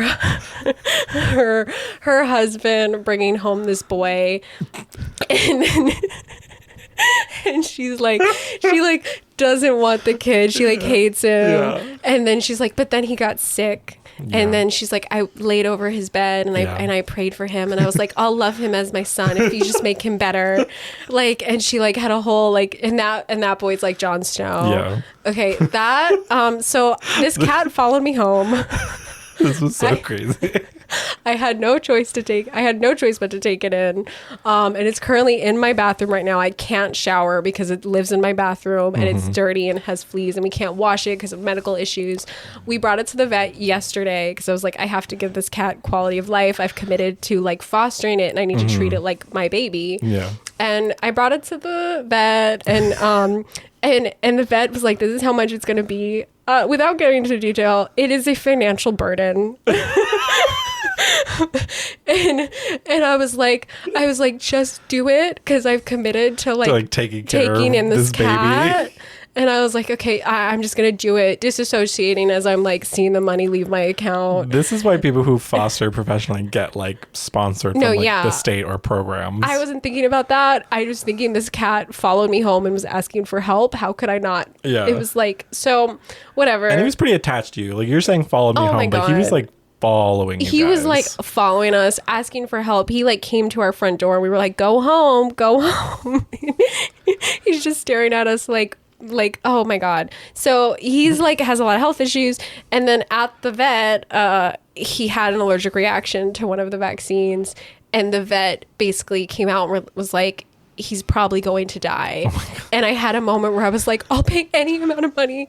And I, in my head, in the back of my mind, I was like, this feels like Lady Stark when she was like praying for Jon Snow, like regretting not like hating him in the beginning. And it's not like I hated the cat, but I was like, oh, this fucking cat that I've decided to take care of. Like, yeah, it's also funny because when you were like talking about this vet visit, you were texting me and I was like driving and I was like reading the text as they were coming and it was like, Sweetie's gonna die. He's having an allergic reaction. I don't know what's going on. I was fully in tears, being like, I'll go into debt. Just like, I'll never complain again. Just please don't let him die. Like, I brought him in and his life has to be better. He can't have died under my watch after me trying to save it. Like it was this whole thing where I was like, no, I don't regret it. I'll take more money. Like, how much do I have to throw at you to keep him alive? Like, I was like, I felt bad about being like, oh, he's a financial burden. That's why he's dying. Because I thought that. Like, oh my God. And like, so yeah, I was like fully in tears when I was texting you. This is motherhood. And I was like, he is my child. I'll do anything for him. I'm sorry. Like, he's my, like, because I have 2 other cats and I'm like, he's a foster cat. We're going to get rid of him as soon as we get him healthy. Yeah. And I was like, no, he is mine. He's my sweetie boy. But also for context, her 2 cats will not accept this third cat. No, like obviously we're gonna have to find him a good home once we get his medical issues taken care of. But until then, he's your son. Until then, he's my child, and I will treat him as such. Yeah. It's gonna be very hard to. When he goes to a new home, you're gonna be like away. texting the person, like, send me a photo of him. Oh, I do think it's gonna be someone that I could maybe like. I don't know if I don't know them, I have to interview them. I don't know because. I do feel so connected to him and he's like the sweetest. I can't believe he's a feral cat. I really can't because he's like the sweet. I've never met a cat that's so kind and sweet and loving. Yeah. Also, as a note, this cat was found 2 days ago. Yeah, no, this has been a roller coaster of a weekend. I have, yeah. But he's such a cute cat. He's so good. He's a little orange, scrungly looking boy. Oh, he's scruffy and he's gonna be so much better when he's not dirty and smells bad. Yeah, right now he smells really bad because like at the vet he had some issues and we can't give him another bath because they were like we can't stress him out more. Yeah. So it's gonna be a process. The next few weeks is gonna be a process of going to the vet, figuring it out. But I'm never gonna complain again about any financial. Like I've committed to taking care of this cat and what will be and you can't take it with you when you die. And when he's gone, you're gonna have to make up with Crystal, her other cat. Yeah, my other cat is in a deep depression. She's really upset. She's really pissed that there's another cat in the house. Yeah, Frodo is clearly thriving in here. Yeah, Frodo's oblivious. Frodo has no idea, but Crystal knows. I think he went under the couch. Oh, okay. Yeah. So that's my thing. That's a very noble thing, though. I do applaud you for taking care of this cat because it is a financial issue. I mean, no joke. I was outside for 2 hours being like, oh, please go away. Please don't do this. Don't become a part of my life. Let's not do this. Yeah. Yeah. That's very real, though, because you know it's going to be an issue. I knew it was going to be so much stress. And you're a street cat. You probably have 5,000 diseases. Yeah. And obviously I want to protect my cats. Yeah. And we had and it's not like we have a big place. This is a small place. Yeah. So, yeah. But I did feel like this guilt. And I don't know why in my head I was like, this is exactly how ladies start. And I'm not even like a big Game of Thrones fan. The fact that this was your reference was pretty No, crazy. can I be honest? I think of that monologue a lot. For some reason, it's stuck in my head more than any other scene in Game of Thrones. Wow. Yeah, no, that's just in my brain. I think about it for some reason. And I was like, I relate to that now. That's maybe when you saw that scene, it was all building up to this moment. Yeah. Yeah, that was preparing me foster cat mom. To be a foster mom. Yeah. Yeah. That'd be great. Yeah. I'm so proud of you. Well, thank thank you. And I hope you finish your game. Me too. And I hope it's really good to the end. I bet it will be. How long is the runtime of that game? I don't know. Approximately. I think it's because technically I think the story is around 40 to 60 hours, but then there's a bunch of like post-game content apparently. Right. So I'm actually really excited to play that because there's like a bunch of optional bosses that I've like had to skip because they're like way too powerful. So I'm excited to go back and like whoop their ass. I also, if you play that game, at first you're gonna think Mael is like the weakest, lamest character ever. She's the strongest character in the game. Her mechanics are insane. She's really strong. Get that bitch in virtuoso form and then murder everything because she will. But Lune, who's one of the characters, that's my girl. Wow. She's a mage. We love her. Yeah. She like floats. She doesn't wear shoes either, which is a choice. I could have guessed you'd play the mage character. Yeah, well, you can play 3 at a time. And I play Lune, Mael, and then a character whose name I can't say because it's a spoiler. Oh. Okay. Yeah. It is a big spoiler. I think you'd be like spoilers for her and then... Yeah, but if he's going to play... Yeah, no, don't say it. Yeah, exactly. Yeah. Okay, I see. But it's you should watch the show Mythic Quest, though, because I feel like it will give context to the whole falling out between Ubisoft and the developers of this game. Yeah, that's right. Mythic Quest is like an interesting show. Yeah. You'd probably like it. Probably. It's not like a straight comedy show. Yeah, but it's like about the industry and it's like... It is like an interesting, fun show. Highly recommend Expedition 33 is a game. It's amazing. It's $50, which is super reasonable for the amount of content that is in that game. Because most AAA games that come out nowadays are like $70 and they're pieces of shit. So, imagine gaming companies caring about the product they put out. What a fantastical world we live in. Like when Baldur's Gate 3, I'm so sorry. When Baldur's Gate 3 came out and companies were like, that's unrealistic to expect like a full game with content. What? That's your job. For sure. You're a gaming company. You're a game development company. Yeah. It's just like the way like backwards, like, because people have it in their head where it's like, not how do we make the best game? How do we capitalize? How do we get the most money out of our fans? It's never like... And it's like it's the creators that care about the story, but they're not at the head of anything. Yeah, it's such a bleeding effect to do to like consumers. And it's the reason why not many people buy games anymore. Yeah. Or why games suck more. What's the name of the game? Claire Obscure Expedition 33. Don't you feel like we're sort of like heading though into an era where games are getting good again? They are. Yeah. I agree. We're coming back. I think we're getting back into like a renaissance era of games. Yeah, I feel like that. Like with the Oblivion. That, and then we're getting the like It Takes Two, and then Split Fiction, which is like very catering to the fans. I think we are in an upswing of games. I think getting out of the like live service mindset is probably a really good idea for gaming companies, because currently the best live service game that's come out recently has been Marvel Rivals, and they're actually doing a really good job of quality management and community management and not being like a pay to win game, which I think is really nice. And also all the updates for that game are free. Yeah. Sorry, Overwatch. Yeah, the game's like completely free. Like even I could try it, and that's definitely not my kind of game. No. But it was like fun to try it out and be like, hey. But I do think we are definitely, you're right. Like we're entering sort of a renaissance of video games, because also like a game that also came out recently called Blueprints that David, my partner, has been playing is a fantastic game. And that game got a bunch of players, and it's like kind of an indie game, but it blew up because it's a very quality, good, fun game. Yeah. And I think as games are starting to get better, people are coming back to it because games are worth it. I've been playing video games my entire life. Yeah, you really have. I want them to be better again. And they are. And Expedition 33 is one of the great steps in the right direction of, if a studio as small as Sandfall, which has no other games in its arsenal except this game, can release this level of quality, what is stopping AAA studios from releasing good games? Yeah. Other than corporate greed. Yeah. Absolutely. And that? Yes, that's my thing. That's your thing. My thing is make games good again. Yeah. And we end the show on capitalism. What else? But thank you all for listening. Oh my gosh, seriously, thank you. If you've listened to the past hour and a half, you're a real fan. You're a real fan. If you even got to this part, let us know. We'll get you a t-shirt. Yeah, the first time we make merch, you're on the list. Absolutely. But if you like us, Keep listening. We're going to try to subscribe, like, I don't follow. know. Whatever you can do on the platform you listen to this on, Share it. Tell your friends. Share it. Sharing would probably be the most helpful. Share it. Clip it. Get little sound bites of us. Put them on videos. Make them viral. make edits of us. Make us go viral. That would be great. I would really appreciate it. But appreciate you guys for listening. This is our first episode, so obviously it's going to get better. It's only going to get better from here. It's only going to get better from here as we start to figure stuff out. We start to get into the groove of it. We start to land more into our thing. As we start to land more into our thing. Yeah. But I think I had a lot of fun. I did have fun. I did too. Yeah. Especially talking about this is we've met. I feel eye contact now.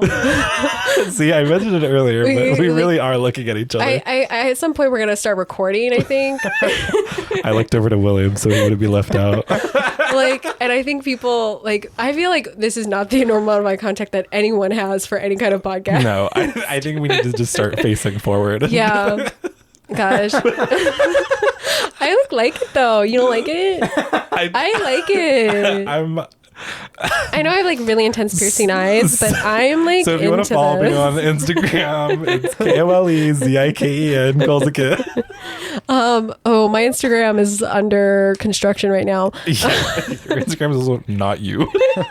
I have a Finsta. I'll probably fix that eventually. We'll see. One day, maybe. Maybe we could just get a podcast Instagram. Yeah, maybe we'll do that. I'll run that because you run your own personal. I'll run the podcast Instagram. Mm-hmm. Okay, we can do that. Okay, yeah, okay. Well, that'll be. But future we're gonna try to release episodes every other week. Every 2 weeks. It may become every week eventually, maybe one day, but for right now we're gonna do every other week just so we have time to live. We're committed to every 2 weeks. Yeah, that's our commitment. Thank you so much for listening to our thing. We hope you find your thing. Thank you. I feel like saying I love you, but that's not. Oh, that's a little intense for a first date. Yeah, but it feels like what do you sign off? Okay, bye.